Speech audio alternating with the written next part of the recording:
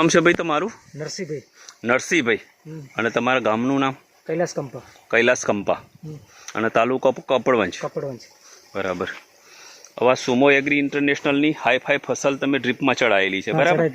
એક જ વખત ચડાવી હતી? બરાબર. કેવું થાય છે દિવેલાની ખેતીની અંદર? આ બાજુવાળા ખેતરમાં જઈ લો ને આમાં જઈ લો. બરાબર. બંને વચ્ચેનો ડિફરન્સ જબરજસ્ત છે એમ?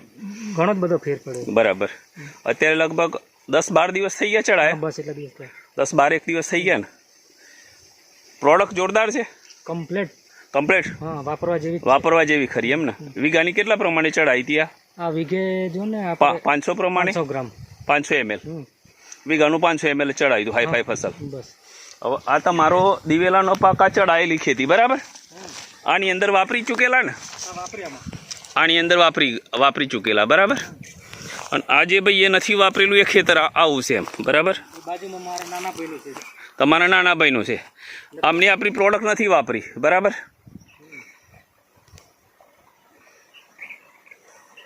આમાં ઘણો બધો ડિફરન્સ છે.